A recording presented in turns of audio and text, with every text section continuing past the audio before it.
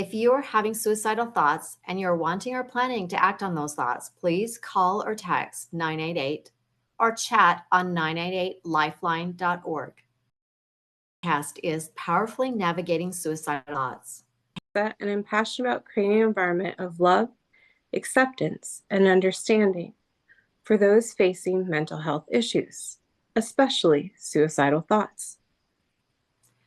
I'm Vicki, and I'm involved in powerfully living to end death by suicide. I practice the principles of family as a place of love, growth, and commitment.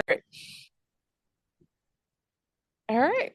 Well, I'm looking forward to talking about meditations today. I think you're going to be primarily taking the lead because I just have ridiculous things that I do that are, yeah, they could consider to be a meditation. It's a stretch of the imagination, but yeah. Well, what do you view as meditation?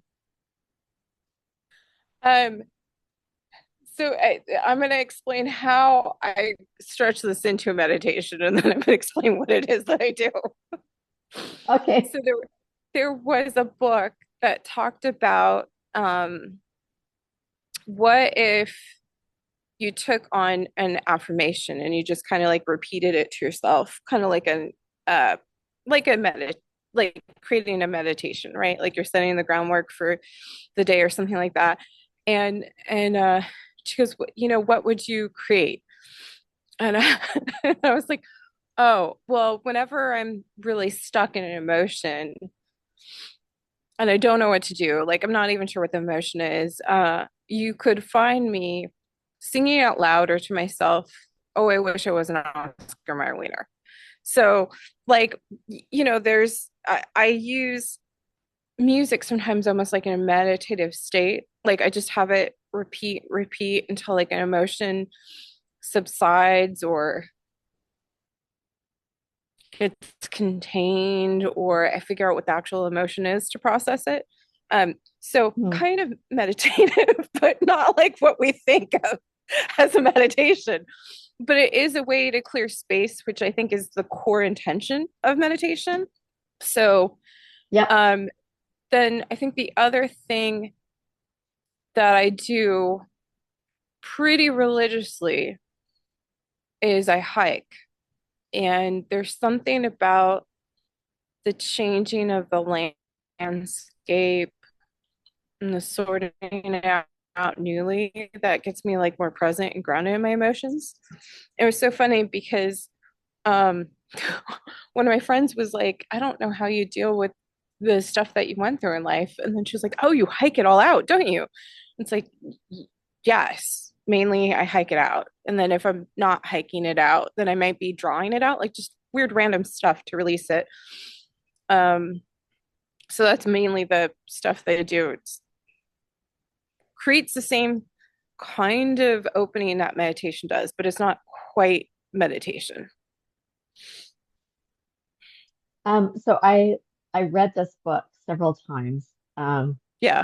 It's called Meditation for the what's it? Okay. For those that are fidgety and can't sit still. I can't remember exactly the title of it. But Right. I loved it because it talked about that meditation does not have to look like sitting there in because for me, I found that first of all, most of the time I don't have time to do it that way.